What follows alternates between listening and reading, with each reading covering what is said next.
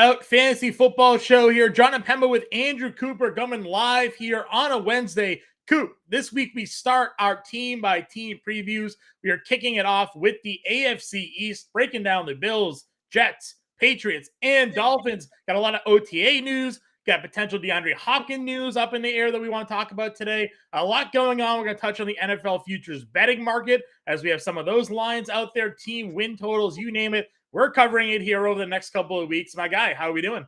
I'm doing fantastic because everyone that's been with us all along, you've done the hard work. Like we've done the shows where you have to do the building blocks, right? We talk about before the draft, what's going on, after the draft, how that affects everything. Now everything's coming together. We're getting actual practices, actual football. The Hall of Fame game's right around the corner. Right. So, and a team that we're talking about today is playing in it. So now we get into the fun stuff where we're actually doing real drafts, talking about these divisions, breaking them down.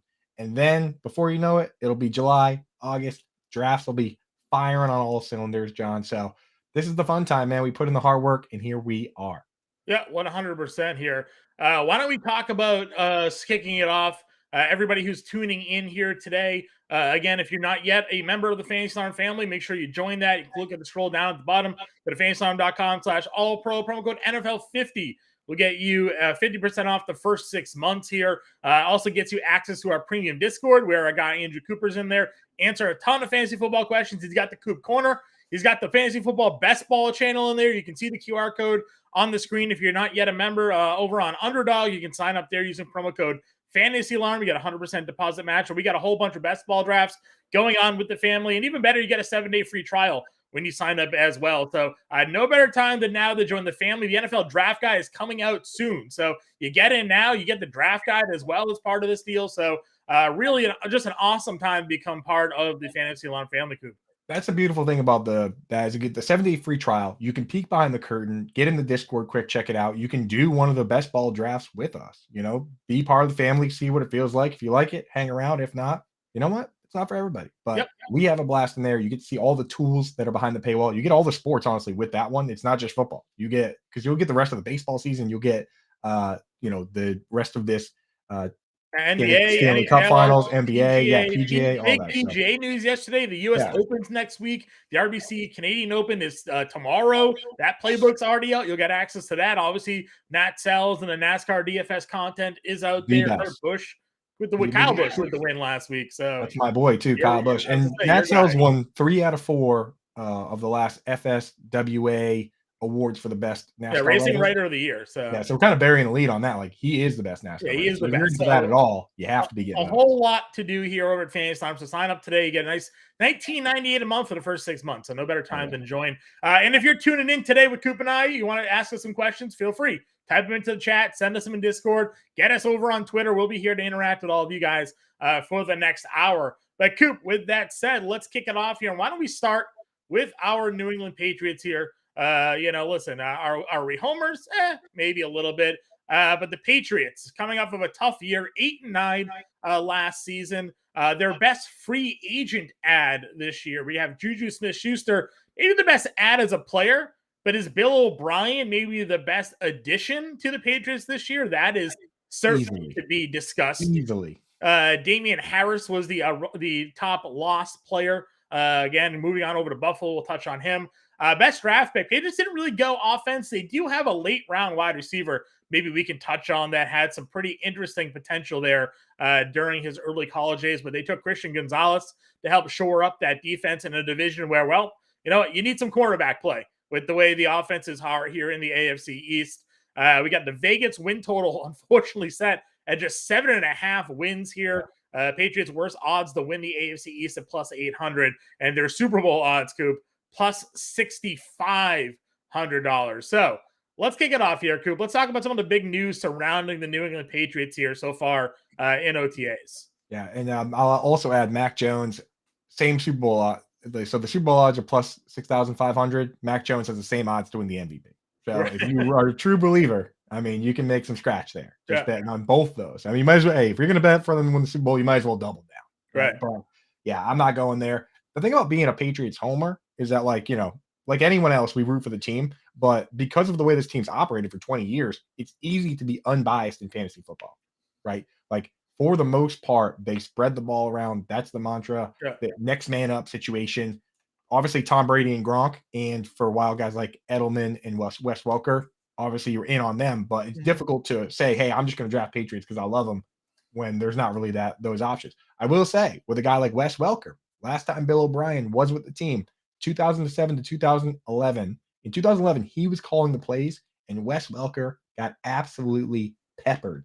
Led the league in targets. He had, I think, he had like 1,300 yards. So I mean, if they want to try and recreate that type of offense, that's Juju Smith-Schuster. That's the role he's stepping into. We know the floor for him is at least a Jacoby Myers type situation where he's going Right. to play some in the slot, some on the outside. So he's kind of interesting. I mean, going off the board at ADP 100. I'll hit the ADPs real quick so Sure.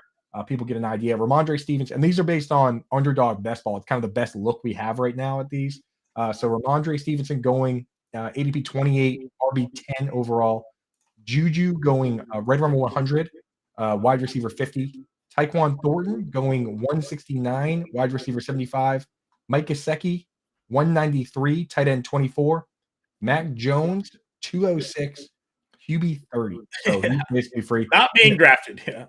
Yeah, and then Hunter Henry, James Robinson, Devontae Parker. If you want them with your last pick, you can have them. Like it's 216 picks in the draft. They go around 214, 215. So Yeah. you want them, they're yours.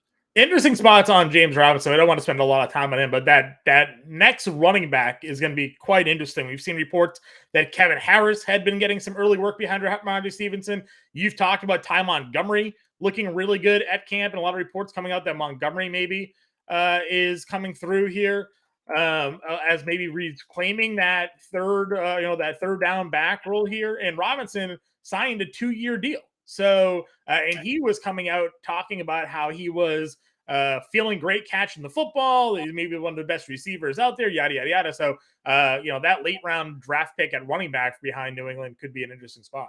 Yeah, I think so. Ramondre, you feel pretty good about him, even if they're going to split it up a little bit. So he's pretty safe pick. Juju, to me, feels like a pretty safe pick. After that, the real question is, are we going to get a Kevin Falk role, a James White type player that actually gets a reasonable number of targets?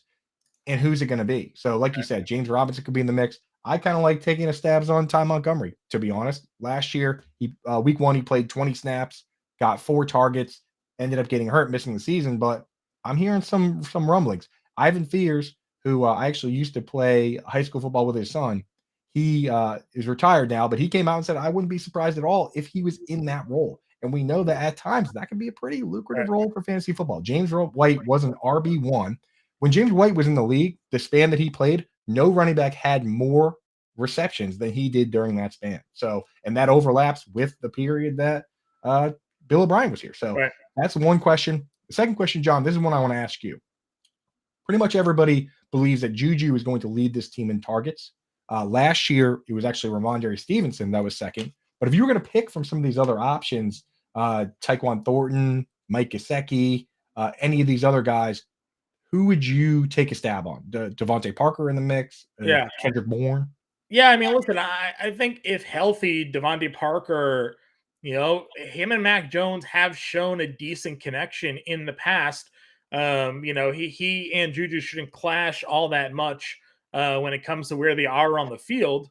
But there is those reports coming out about Tyquan Thornton about just like the separation that he is getting right now in OTAs and how just the steps it seem like he's taken from year 1 to year 2. Again, they used a second round pick. He was the fastest guy in the draft by far last year. And if you do get Bill O'Brien, and what was one of the biggest complaints last year about the Patriots offense, they took no shots downfield. They were throwing short passing games, dink and dunk. You had that quote about Mac Jones where we all think he was basically screaming the short game isn't working. Like, let's go long, let's throw downfield. And Bill O'Brien may be coming in here to implement more of a downfield passing offense where a guy like Devontae Parker excels as a contested catch guy, and Tyquan Thornton is a downfield burner. So, yeah, I think there's some interesting spots there. And the Mike Gesicki ad, we talked about Juju maybe being their best sign. That they're talking a lot of the big reports, and you've mentioned it. And Gesicki's, had that quote of calling himself like big wide receiver day. Like they're going to utilize him in that big slot role. Yeah, Alec Barth, he works with the Sports Hub. Great beat writer. I really enjoy listening to him and Evan Lazar, guys like that, because they're they don't pull any punches. They're just very honest in their reporting of it, which can't be said for guys across the league and also in Boston. John, there's a lot of guys that like to stir the pot here in Boston. These guys aren't pot stirrers. They bring you the facts. And he actually combed through a bunch of the old transcripts of Bill Belichick talking about Mike Gesicki from because he has them all from being a reporter, and he pulled like 8 or 9 different instances where a reporter said, "What do you think about tight end Mike Gesicki?" And Bill Belichick started his sentence by saying, "Well, he's more of a big wide receiver." Right? That's how Bill Belichick views this player. That's how he was used, especially by Chan Gailey. And now Bill Belichick has him, and we know that that's what Mike Gesicki wants. So Mike Gesicki, as a free agent, chose to come to this team, to a coach that's called him a wide receiver on multiple occasions. What does that tell you, John? Right. Especially when you have a guy like Hunter Henry that clearly profiles as more of an inline, better blocker. I think Mike Gesicki is going to be the slot wide receiver for this team. So for me, I look around, Tyquan Thornton, obviously very interesting, especially in best ball. But I look around and I say, okay, if Devontae Parker and Mike Gesicki get the same number of targets, who's more valuable? The guy that has tight end eligibility. So that's where I'm going. I'm definitely taking a little bit of Gesicki here and there. He's tight end 24, so who Mhm. cares? Right. Now let's talk a little bit about the free agent rumors rumbling around. DeAndre Hopkins is a big Yes. name, and he's linked to at least 2 teams, if not more, in this division as it is. He has that connection with Bill Belichick. We got the sound clip last year when they were in Arizona, him going up to Bill, being like, I wish I could play for you. That Right. sort of narrative floats about. Of course, Bill O'Brien was the man who traded him from Houston, and they did not have that great relationship there. Now, Bill O'Brien's come out since and said, I would love to coach DeAndre Hopkins again, because why wouldn't you, as an offensive coordinator getting back in the NFL, want a great player? What are your feelings on the actual viability of him landing in New England? Yep. And how would you think he would fit in this offense? I remember that exact interaction between Bill and DeAndre Hopkins. And Bill, it was the year that Hopkins started the year suspended.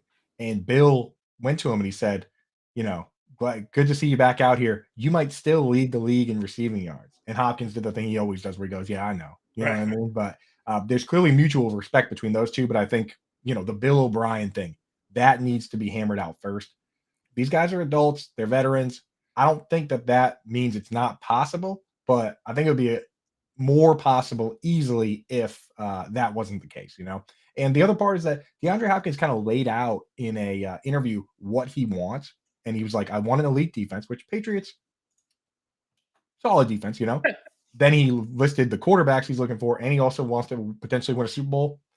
I don't know if adding DeAndre Hopkins all of a sudden makes the Patriots even third or It'll second. adjust their odds a little bit for sure, because If Bill Belichick's getting an elite play, and the idea that Bill O'Brien is going to benefit this offense a little bit more. But right, it's not going to make them an immediate favorite, but that's it what I'm should give saying. them a little bit more of a leg up than plus 6,500. They're plus 800 to win the division. The next closest team, I don't want to give anything away, but the next closest odds are plus 300. Yeah. I don't think adding DeAndre Hopkins moves them even into the third best odds to win the division. No, but I bet they moved to like plus 500. I bet they moved from 8 to 5, something like that there. Yeah. What, Um, what what essentially happens if Hopkins comes in is it removes it vaporizes Devontae Parker and it vaporizes Juju Smith-Schuster. He immediately becomes a starting split end. So you have him at split end. Juju is on the other side. So you have him at split end, Hunter Henry at inline tight end, right? Those are your two tethered players. And then you have Juju out wide and Gasecki in the slot. And mhm. those guys, Juju's probably a full-time player. Gasecki ends up being the guy that rotates with, Sure. with Tyquan Thornton and Kendrick Bourne, whoever else. So it basically would go from this spot where we're taking all these dart throws on who's going to be second to knowing who's first and Sure. second to some degree, and everybody else goes on the back burner. That's I got that. Mark That's Pitts where we're going. chiming in. They didn't win with Randy Moss, which is true. Oh my, Best team in yeah. the world did not win with Randy Moss. That is true. Didn't They happen. but Tom Brady set the record for at the time the record for touchdown passes, and And Randy Moss set the a record. common misconception there too is that Tom Brady in that Super Bowl got them the lead. He drove Right. them down the field, connected with Randy Moss, got the lead, and then the Patriots defense is the one that ultimately lost the Super Bowl. So people can look at Tom Brady losing Super Bowls all they want. Both of those games against the Giants, he brought them down, gave them the lead, and then they ended up losing out there. Let's cue on over to the next team that is connected with DeAndre Hopkins, and actually currently Vegas odds at plus 300 to land him. That is the Buffalo Bills here. Buffalo last year 13-3. They added Damian Harris this offseason. They lost Devin Singletary. They drafted Dalton Kincaid. They have a Vegas win total at 10.5. They're the favorites to win the AFC East at plus 115, and they are right up there among the best teams to win the Super Bowl at plus 900. Yeah, I mean, my first reaction to this offseason is they've made quite the bet here, right? They clearly believe in Josh Allen, and they're going the way that the Chiefs do to a certain degree, and also what the Patriots did for a long time, which was say, "Hey, we have this quarterback. Let's spend our money elsewhere and hope that he can just elevate some of these other guys." Obviously, they went to get Stephon Diggs, but I thought this team was going to go out and get a premier wide receiver, either via the draft or via free agency if possible. There wasn't a lot out there, or via trade, which they've done in the past. They didn't do that. Instead, they drafted a tight end in the first round. They did trade up to get him, but that's putting a lot of faith in this player. Their window to win is open right now, right? Stephon Diggs going to be 30 soon. So interesting maneuvers by them, John. Do you think, first of all, do you think they already had a team that was capable of winning? And do you think they've done enough so far to win the Super Bowl? I think they need somebody else when Stephon Diggs is taken out of the game, right? He's obviously an elite receiver. Josh Allen is more than capable of making the players around him better and winning games on his own. But, Gabriel Davis is such a hit or miss at times because of the type of player that he is. It's not that he's not a good player, but his role isn't to get open when Stephon Diggs is double covered. It's to run straight down the field and catch a long pass. So they needed somebody, and I still don't know if they necessarily have that guy to be the next guy to get open and to make that play. That's why I thought Cole Beasley was so good for them. Right. Or took Cole Beasley 2 years ago was so good for them because he was a guy that could just get open in the slot, find the open space, be the guy that Josh Allen can throw to when Diggs is covered, because they kind of complemented each other route wise. Maybe Kincaid comes in and plays that slot role and can do some of those same things because he's not a downfield vertical threat. But that's what I think that offense needs a little bit. Yeah, I would. It's just these top heavy teams. I worry. We watched it for years with the Steelers, right? Where they could have won the Super Bowl in any given year. They had Big Ben, Antonio Brown, Le'Veon Bell. Those were the big dogs. And one of those guys got hurt virtually every year. And then they were just out. Like with this team, you're cutting it so thin with if you lose Diggs or Josh Allen, it's over, right? Yeah. So like they're cutting it very thin. I think they're really hoping that Dalton Kincaid can immediately step in and play that, just be a bigger version of what Cole Beasley was, right? So I look at these ADPs, Diggs, first round pick, right? And, given how heavily they lean on him, I have no problem with him at wide receiver 5, ADP 7 overall. Mm-hmm. Josh Allen, second round pick, going QB3 off the board. Again, the mobility, there's no substitute for it. He Right. basically gives you the passing of Kirk Cousins and the rushing of like Aaron Jones, right? So no misses there. After that, again, it's another spot where you got to stake your claim. You got Gabe Davis going 78 overall, wide receiver 40, and then Dalton Kincaid going ADP 124, tight end 11, and then Khalil Shakur, another guy that could potentially be in the slot, ADP 195, wide receiver 83. So he's deep out there. For me personally, I look at it, it's the same situation with Gesicki there. I look at Gabe Davis and Dalton Kincaid, and to me, I don't even know if Gabe Davis is going to get more targets than Dalton Kincaid. Right. So give me the guy with tight end eligibility. It's so much more valuable. Anytime it's where I can look at it and if it's close, like even if Gabe Davis gets slightly more targets than Kincaid, he's the more valuable asset because that eligibility. So for me, I'm not really taking much Gabe Davis. I wasn't last year either. But ADP wide receiver 40, a lot more reasonable than it was last year too, John. Are you going there at all in best ball or at any point? I do have some Gabe Davis because of, I've been in spots where Josh Allen had just fallen where I didn't take Stephon Diggs, but Allen was just kind of going towards the end of the second in some drafts. Like, all right, like I'll just grab the best quarterback in best ball right now, take him, and then see what I can pair him up with. So I actually do have a Allen Davis Kincaid stack. I actually did that too. Yeah. So I have actually taken them. But the old reverse engineered stack, right? Yeah, So because I again, have done we talked about this when we were going over best ball positions here. The stacking is such a popular strategy that more often than not, those who grab Diggs make it an effort to grab Allen in the second round. that. Right. So unless you find yourself in a draft where someone goes, Diggs Adams or Diggs CD Lamb because they're at the end of the first, and now that person isn't in line to grab a Josh Allen there, Allen will fall a little bit because people are looking to stack. They're not looking to play a one-off Josh Allen for whatever reason. I That's don't mind doing it, but people don't. People are too ingrained with that. I have to get a stack. I have to find correlation. And usually, I'm just out there like, I'll take the best player. Like that's fine, right? Like that's what's happening, and I think it actually might translate to redraft, John. Like it might carry all the way through, where the first round you see Diggs go, and you see Jamar Chase go, and you see AJ Brown go, and the second round comes around, and you see Travis Kelsey go, right? So Travis Kelsey, AJ Brown, and Diggs go in the first round, and in the second round you see Mahomes, Josh Allen, and and uh Jalen Hurts. And Jalen Hurts getting stacked with those guys, right? And then what happens after that? Well,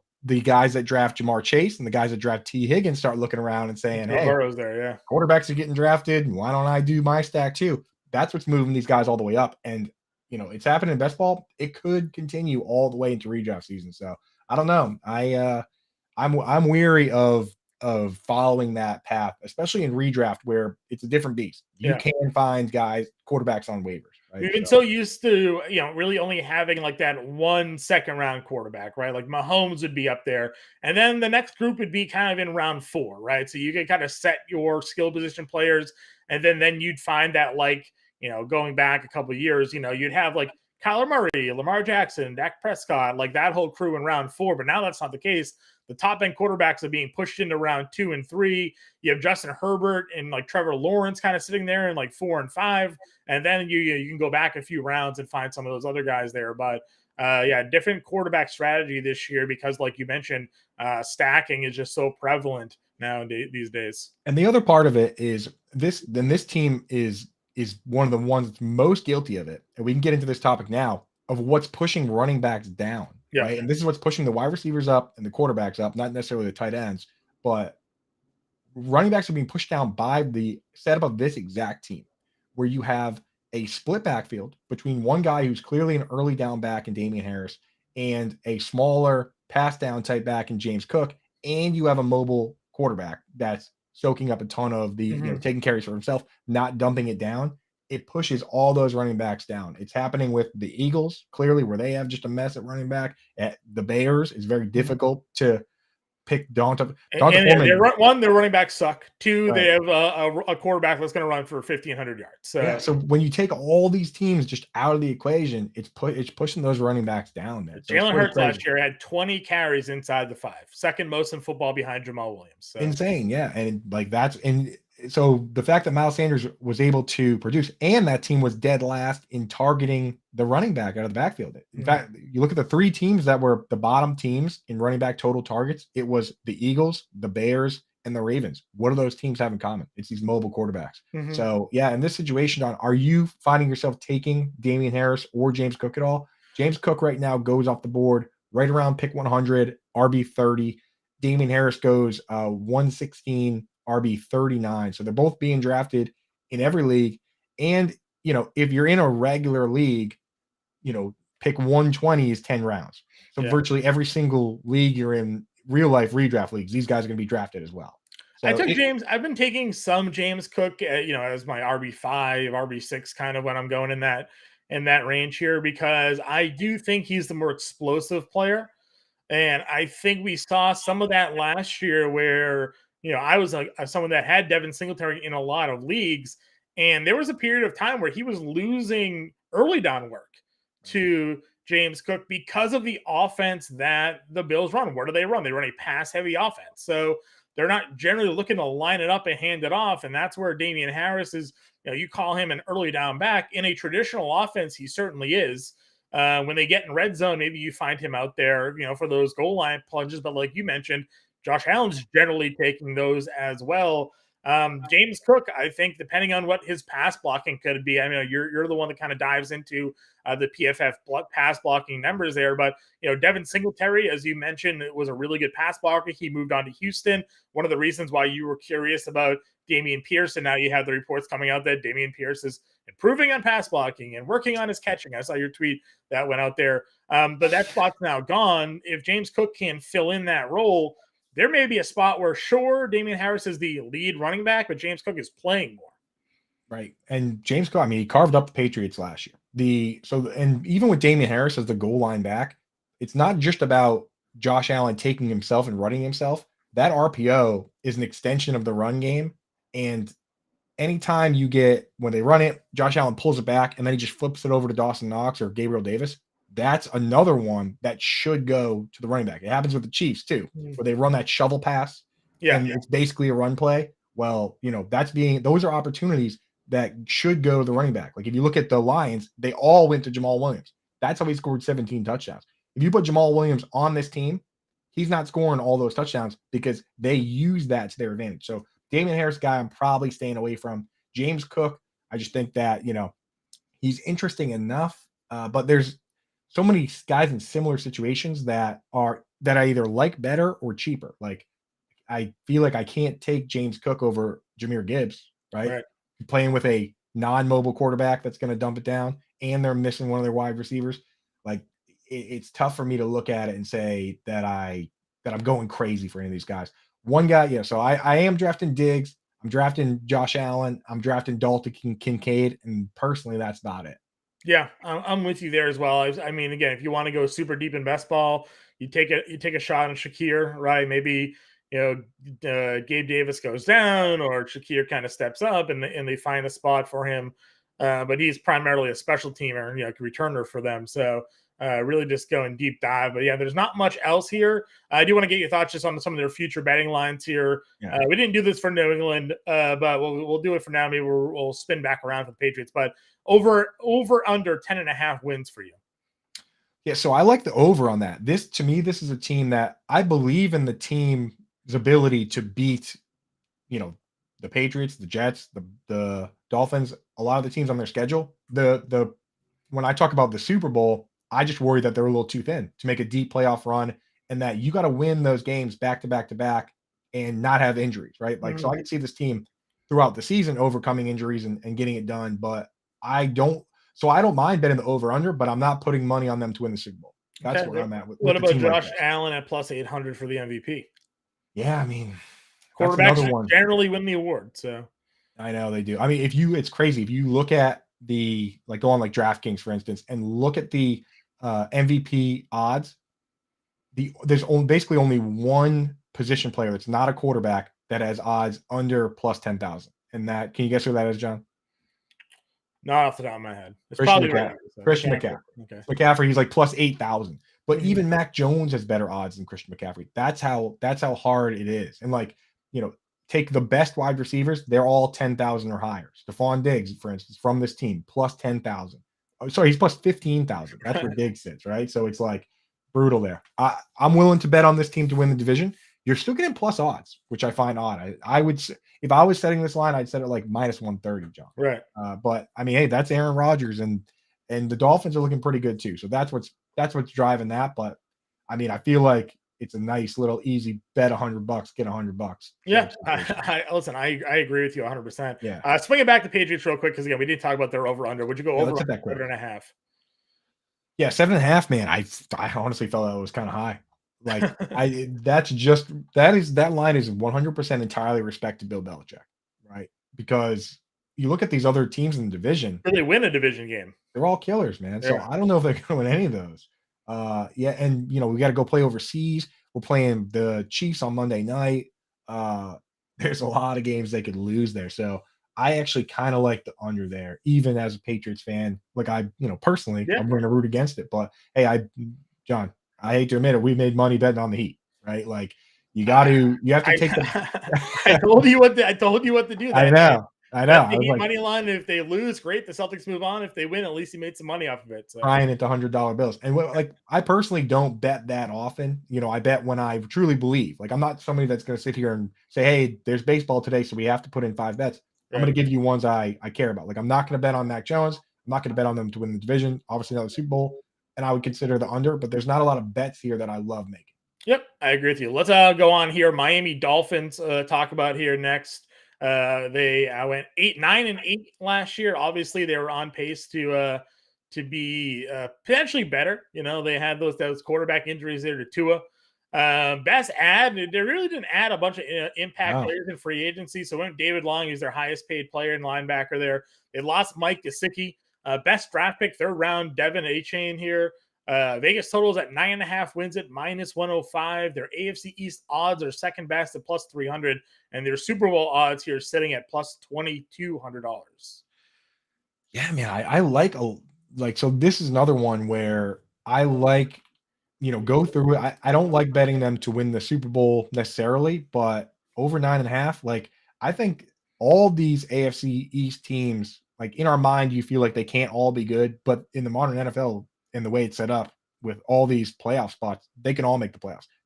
It used to be only one team that didn't win their division made the playoffs, right? But now it's two. So you could easily have three Right. teams from one division make it. So I don't mind making those bets.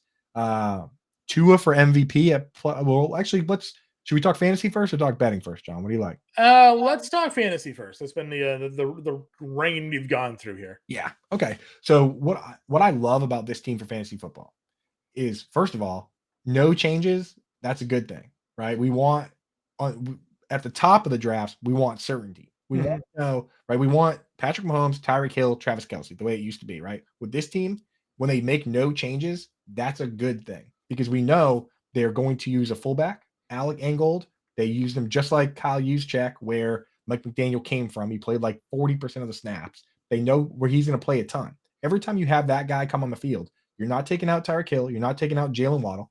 You're not taking out the running back or the tight end because you're bringing the guy in to give a run look. You're taking out that extra wide receiver.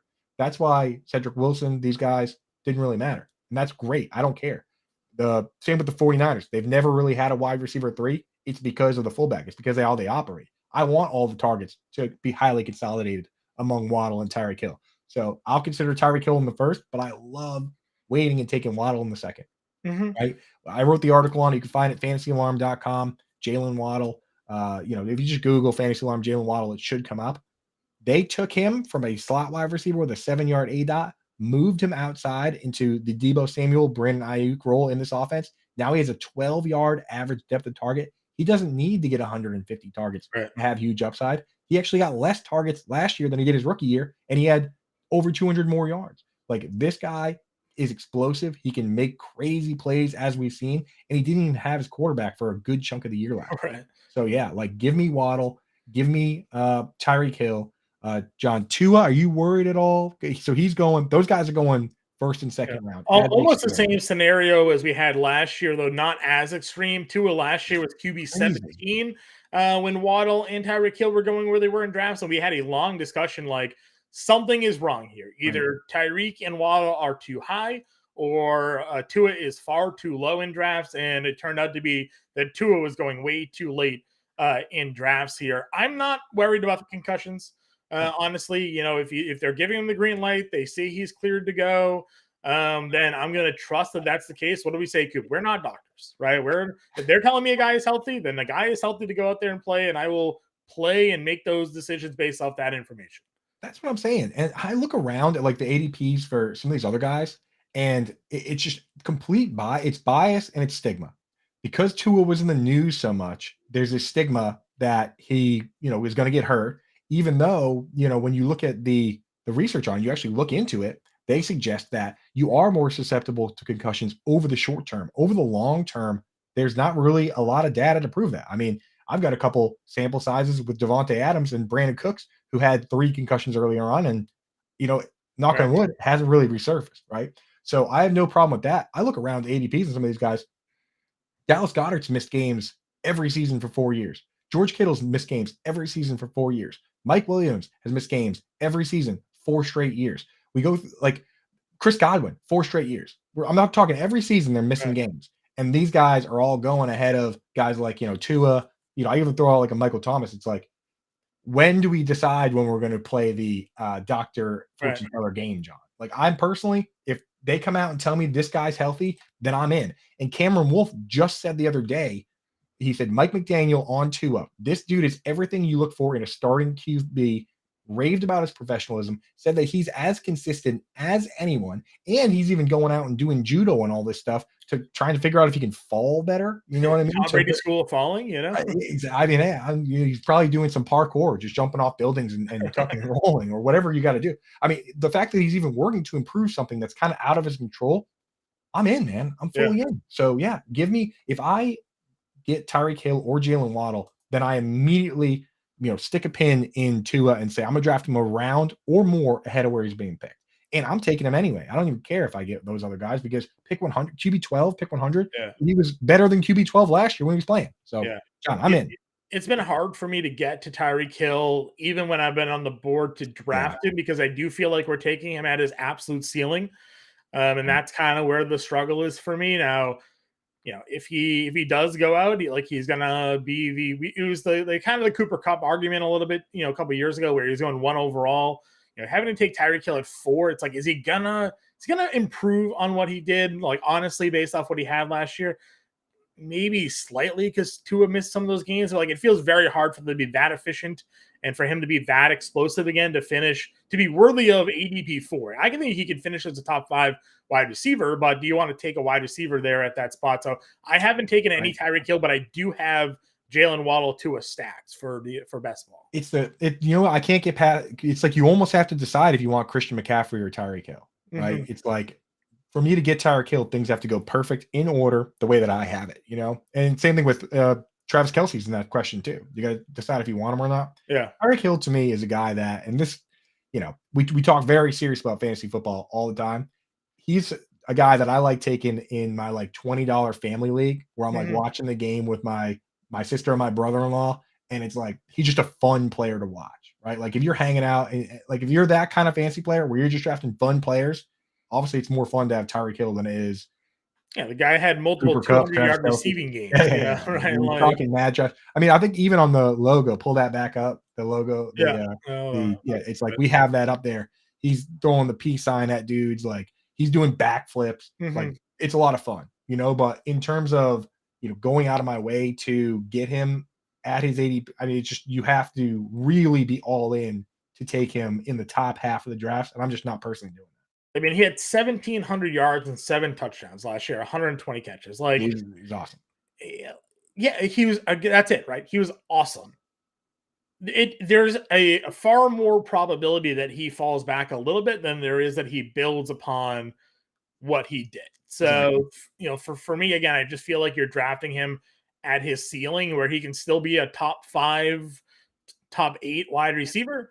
But is that going to pay off the ADP value? So Right. I don't have any Tyreek Hill unless I've been in a spot where like he's fallen in the first round, but I haven't found that quite yet. So none for me. How are you approaching the running back situation? Though? Now, you can finish a take if you got on Tyreek Hill or not, but how are you approaching the running backs? Well, I was just going to say that. I was going to say the same thing, John. I was going to say I was going to intro the running backs by saying we can skip tight end here. I Yeah. was very surprised though I'll admit because since we're recapping the offseason stuff, very surprised they didn't add a tight end because this team like Dalton Schultz have been perfect for what they want to do, right? They Yeah. want to do the 49ers offense with a two-way tight end. It just so turns out that D'Amico Ryans and Bobby Slowick also come from the 49ers, and they want to do that too, and they're doing it with the Texans, so they went and got Dalton Schultz. But I'm just surprised that they're going to roll Durham Smythe again. Maybe put Elijah Higgins in that Gesicki role, which is only like a 40% snap share anyway. So you can just avoid the tight ends here, to be honest. Mhm. With the running backs, it's pretty wild the decision making that has to be done here. Raheem Mostert's a guy that he's fast. We know they like him. He gets hurt every year. He's the guy that I actually have been taking the most of at ADP simply because we know they like him. We know what he's capable of.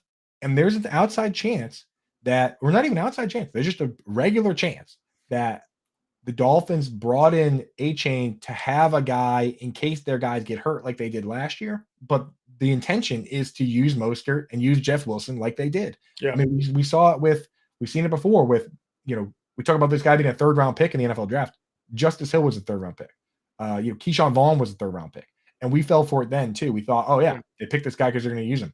What if they pick this guy because they wanted depth behind the guys, right? They want another Raheem Mostert in case Raheem Mostert They gets still hurt. have Myles Gaskins on their roster for whatever reason. So They have all of those guys. They have Salvin Ahmed, yeah. and now people are trying to put Dalvin Cook on the team too. It's like, how many running backs does this team need? Well, that's more so the reporting that they tried to trade for Dalvin Right. Cook. Now that was before the draft, right? And then they weren't able to execute on that trade, and then they drafted A-Chain here, and you got the report too. A-Chain adding weight. People were worried that he was a smaller back, and now the reports are he's up to like 192 pounds. People look at it, and maybe they don't think 192 pounds is much there at 5'9", but any weight really at the NFL helps you a little bit in terms of your durability, right? And there something I never thought of, John. Have you ever thought of this? When they asked him about adding the weight, he was like, it wasn't hard. And they were like, why?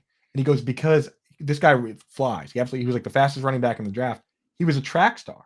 So he goes, every year in school, I would finish football and then we'd start track. I never had a chance to sit down and put on weight. In fact, you don't even want to, right? He's just running every day trying to win these track meets. So he never had an off season where he sat down and bulked up. Yeah, NFL weight program, and he puts on 5 pounds like he snaps his fingers, First week, yeah. And I never really thought about that. It's like these track guys never had the opportunity versus some of these other guys. Like, if a wide receiver comes in thin that doesn't do track, you wonder why, why he didn't put on muscle. But for this guy, he's got a built-in excuse, and he immediately delivered on it. So right.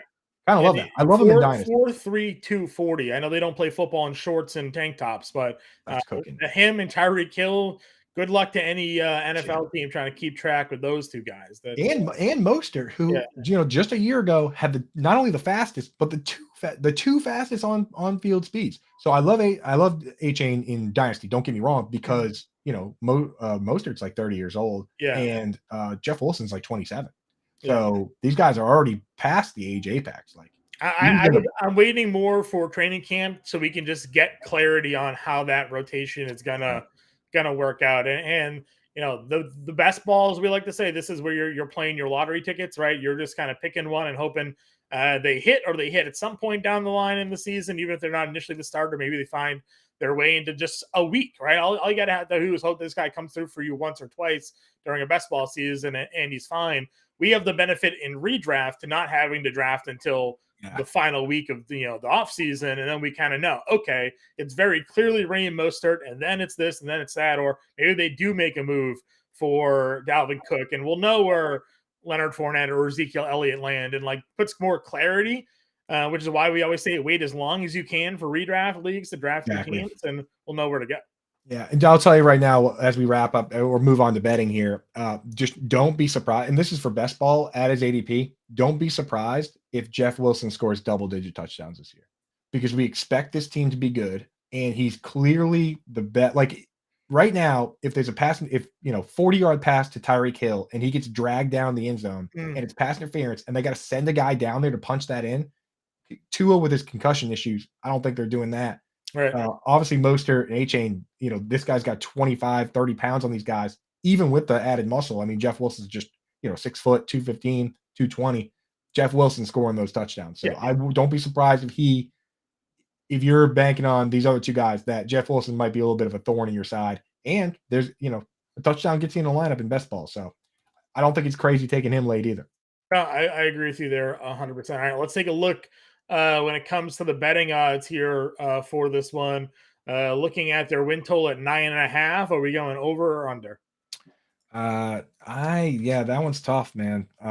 Because they're set the same, it's like you look around this division. I think the Bills still have the edge on this team, which if they're at 10.5, this team's 9.5, and then you got Aaron Rodgers floating around.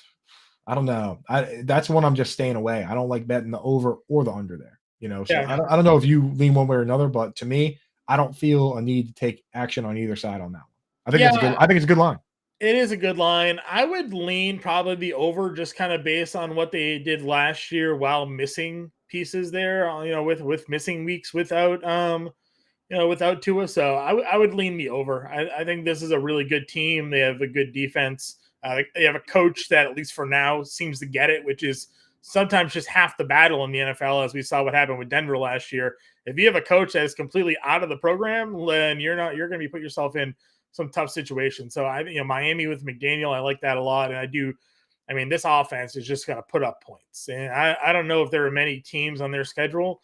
I know they have a tough schedule, but that can outpace them consistently enough. I'm going to go the over 9.5 here, Yeah, plus 300 to win the division. that's what I like. So we like this team, right? Yeah, Like that's the thing is I like the team, and if I had to pick over under, I would pick over, but I just don't like the line, sure. right? Plus 300 to win the division, I like it. Plus Tua, sprinkle a little on Tua, plus 2,000 to win um MVP. I don't think that's crazy either. The one that would be so interesting if it wasn't for another narrative is Tua plus 2,000 to win comeback player of the year, Mm-hmm. right? Because we think that he's eligible for it. He had the issues, right? They want to not necessarily want to put the spotlight on the concussions, but you want to see a guy come back and show like, hey, you know what? Like it's not a huge deal. You can still play football, right? That Yeah. would be big. The problem is, John, there's another narrative there. The favorite to win comeback player of the year. Do you know what it is? Is it DeMar Hamlin? It's Damar Hamlin. It's like minus 500. And Yeah. all he has to do Just play. is play, Yeah. right? Like he doesn't even have to be good, to be honest. And I think, you know what? That if he comes back and plays, he should win that award. He's been cleared. He's been cleared He's to been play. cleared. Yeah, he's So, cleared to play. He's going to come back and play. And he doesn't even have to play particularly well to win the award. So I think it's tough to lay the money on that. But I mean, especially given how difficult that award is in general, you know. right. So but yeah, that's holding me back from placing it. Then we got plus 2,200 to win the Super Bowl is your Miami Super Bowl odds there. So, I mean, if you think they can win the division, you might as well throw a nickel down on them to win the Super Bowl too, you know? Exact. Honestly, yeah. If you think they're going to win the division, you put that down, and then what you do is, and this is the part that I think people forget about is that once you have that ticket at plus 2,200 and you get to the Super Bowl, it's so easy.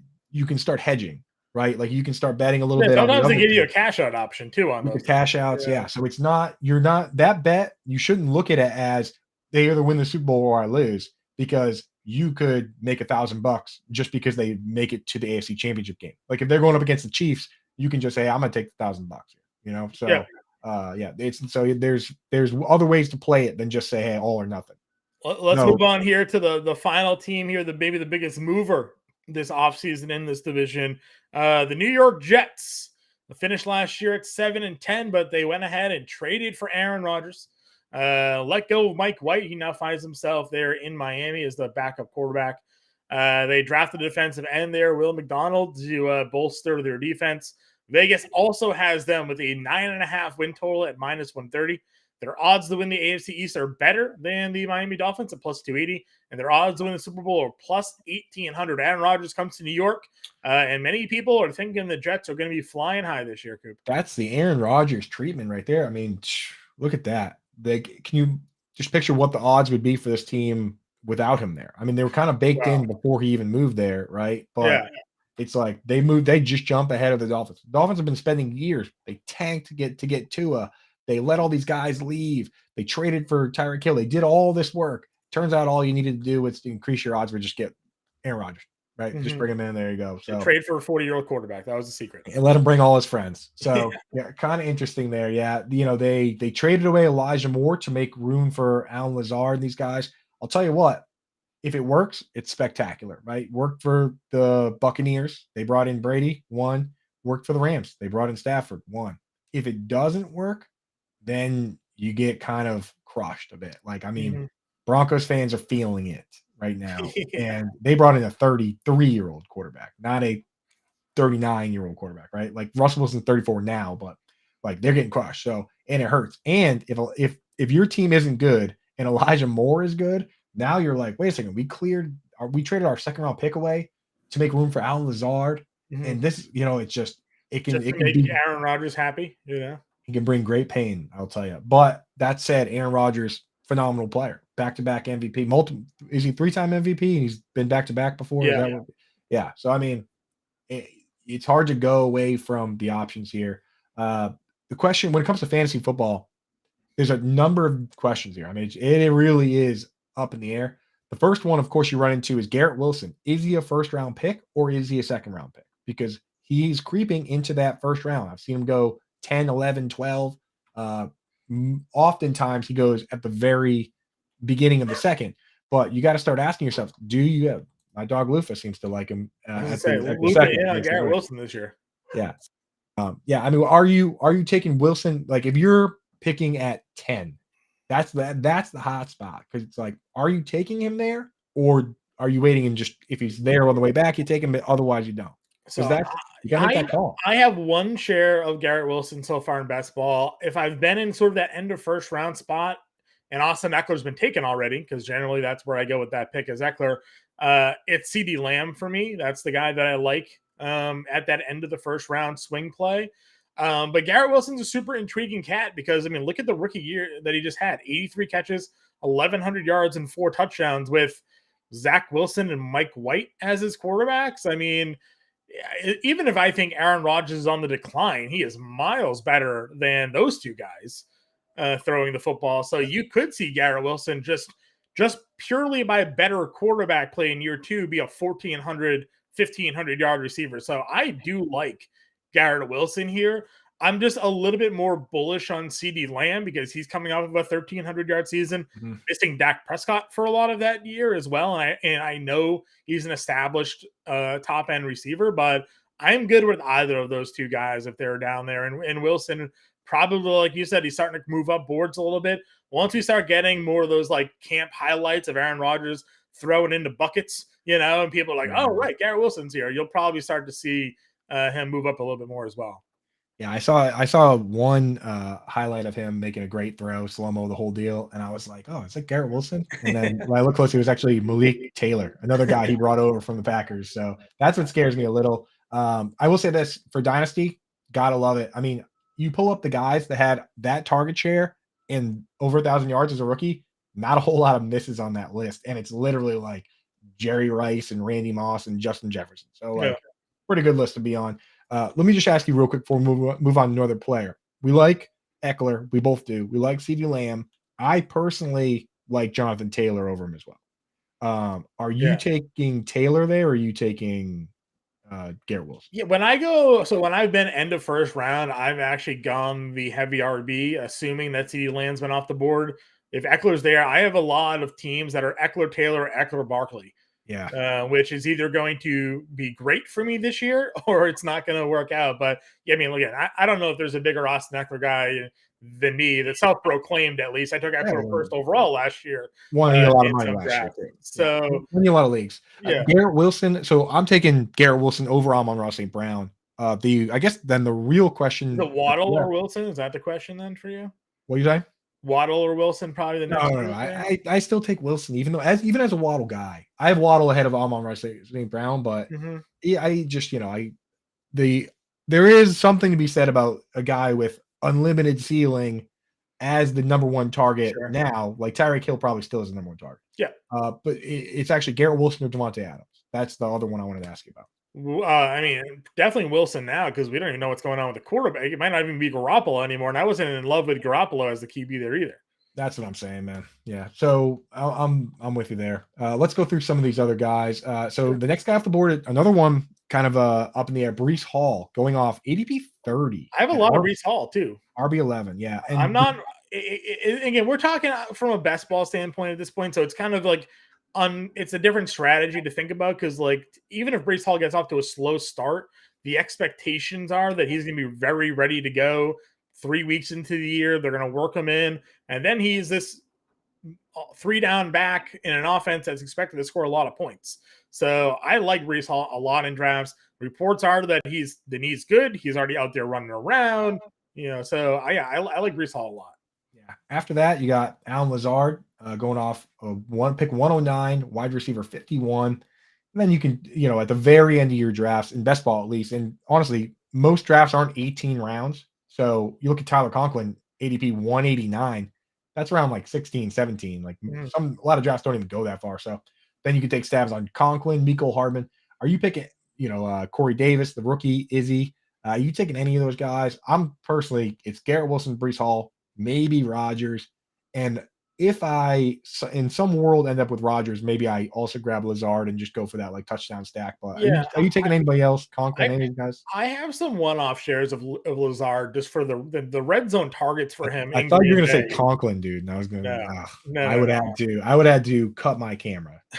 No, I have some one-off shares of Lazard just for the red zone targets he's received in Green Bay from Aaron Rodgers. That could just be a guy that he looks for. So Lazard for me is fine as like a wide receiver 4, 5, 6, something like that, depending on how heavy you're going in drafts there. And to me, he also just kind of pops up in a spot where the way I've been drafting a lot of teams, yeah, I just kind of find myself being like, all right, he's probably the best odds to score at this point for a pop week in best ball. So in seasonal, he's fine. He's probably going to be a good bench guy, wide receiver 4 on seasonal leagues as well. So Yeah. Yeah, so, before we wrap this up, let's hit betting, and yeah, then, we'll give some shout outs at the end. Super over Bowl under, odds. Yeah, you wanna over hit them? yeah, over under 9.5. What do you think? Yeah, this one, to me, it's too volatile I don't really like betting the Super Bowl. I don't like betting the over under or the division. The one I would consider is Aaron Rodgers MVP. That's the one where, hey, if you can go to this team, the Jets, like all over the place nightmare team, and do all the things because right, if you win the division, that takes Josh Allen off the board Right, for Super Bowl for MVP, right? most So likely. realistically, it does. It's like so if he's playing at that level, then I just can't see a world where they win the division and Josh Allen's the MVP. Like Mhm. it's then Patrick Mahomes obviously in the mix, Joe Burrow, but like Right. I'd rather just bet that this guy's amazing because he has the narrative behind him that says this team was bad. He showed up. Now they're good. A clear measure of valuableness, right? Yeah. Or valuability or whatever word you want to use there. I'm just making them up. But like that, the narrative is everything there. So for me, that's the one I'm going to bet if I'm going to bet any of them. Unless you want to bet under for wins and just bet that it's a total nightmare, which would be hilarious, I right? mean, yeah. Listen, I always question how much football Aaron Rodgers wants to play, and this is such a tough division. If they go out there and they lose, a couple to the Bills and the Dolphins, and now they're third in the division and out of the playoffs, like does Aaron Rodgers said, like, well, we tried, like I'll see y'all later. Here you go, Yeah. Zach Wilson. Listen, I So don't want to be around anymore. yeah, I we yeah. tried it. I got out of Green Bay. So He's that kind of guy that would say, I earned it. And within the trade, there are some conditions, that so he's not the only one thinking about this. There are conditions in the trade that revert some of those picks if he doesn't play another year or he right, retires. So it's not like that's completely off the table. yeah. So yeah, But I'm there. I'm a believer in Aaron Rodgers being that like stick it to you guy as well. There you go. Those are great quarterbacks out there that can go to that next level to prove that they got something left in them. And I do think Aaron Rodgers can get there. So guys, that's our look at the AFC East. We're going to be going division by division here over the next couple of weeks, touching upon every division there up until basically August. So strap in, stick with us here at the Quick Out Fantasy Football Show. Get with us at Fantasy Alarm. Again, go to fantasyalarm.com/all-pro. Promo code NFL50 will save you 50% off the first 6 months. That's $19.98 a month for the first 6 months. That gives you all access to everything we do on site and gets you into our premium Discord channel as well. We can always find Coop in his Coop's Corner and our NFL Best Ball channels, giving everybody the advice that they need to dominate their drafts. Coop, any final words for the people tuning in today? Yeah, draft guide next week, next Thursday. Living draft guide. So it goes out. You can get access and get all the early articles, early rankings. And then as we drop new ones, you get all those too. So might as well get in early. That's dropping next Thursday, baby. Let's go. Amen. Let's talk to you guys all next week. Good luck.